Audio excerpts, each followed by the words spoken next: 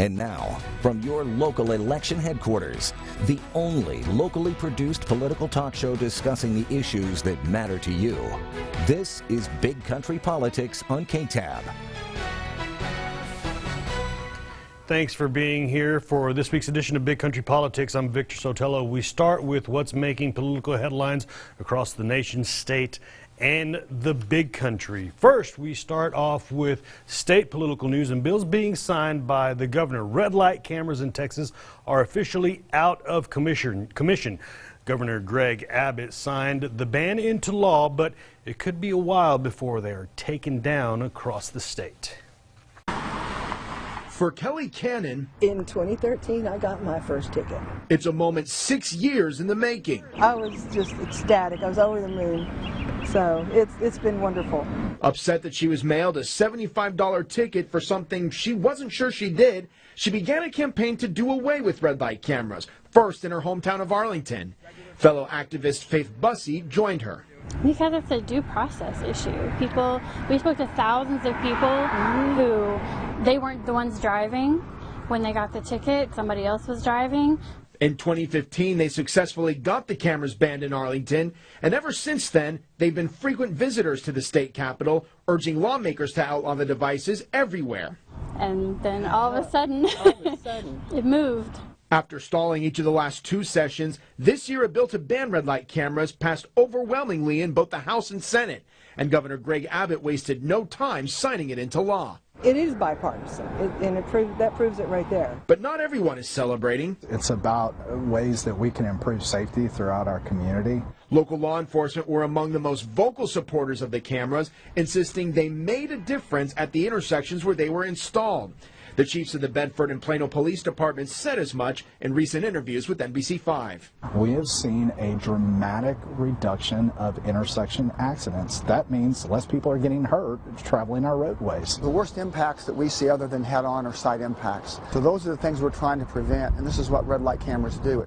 Although the law now says they'll have to come down, you may notice that some of them stay up for some time.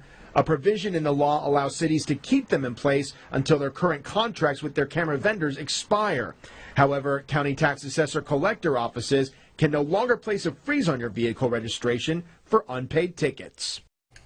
And because the bill was supported by more than 2/3 of lawmakers in both the Texas House of Representatives and the Texas Senate, the law takes effect immediately, but cities with the cameras have a little leeway to take them down. Abilene does not have red light cameras. Next, teaching Texas students how to prevent suicide and process grief. Governor Abbott signs a bill requiring schools to add mental health to the curriculum.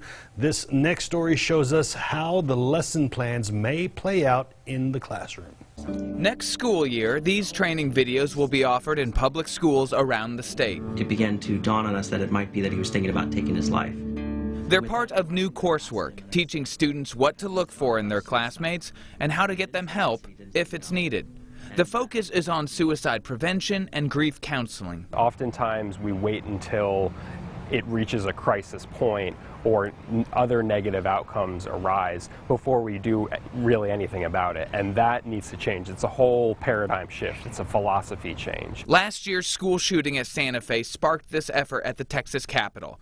Greg Hansch from the Texas chapter of the National Alliance on Mental Illness said advocates have pushed for similar measures for years, but it took Governor Abbott including items in his school safety action plan and calling mental health a legislative emergency item to get it into law. So next school year, schools will partner with local mental health providers to offer services in every school. That word offered is critical there. It doesn't mean that every single student in public school is going to be receiving education around mental health. It means they're going to have the opportunity to receive that education through like an elective. There is no additional state resources for schools, but a state analysis shows local health providers like Austin Travis County Integral Care will help implement the changes. As they said in the story, according to the new law, schools will partner with local mental health providers. Now moving on to national politics. During his campaign, President Trump promised to build a wall across the U.S.-Mexico border to control illegal immigration. Congress has continued to put up has continued to block that, but a group of civilians has already done it in El Paso. We have a 25-year plan in place to keep the maintenance up, and that's part of the We Build the Wall process. The group We Built the Wall selling the newly installed and now completed border barrier over to the federal government for the price of $1.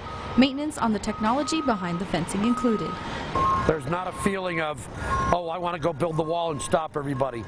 We need to do this. We need to be methodical. But the other thing, we're showing the government, the private sector can do it cheaper, better, and faster if we're allowed to do it.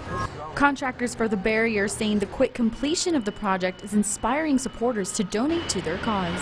Being the first, a lot of people were afraid.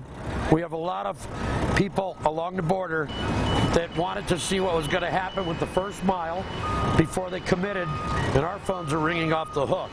However, some think border matters should be left to the government. Former El Paso Border Patrol Sector Chief Victor Manjares.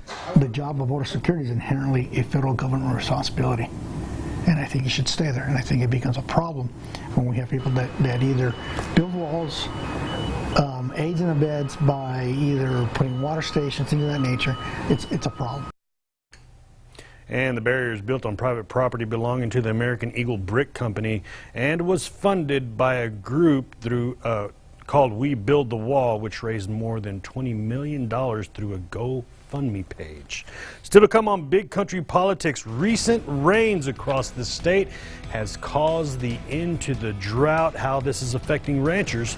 We're back in 2 minutes.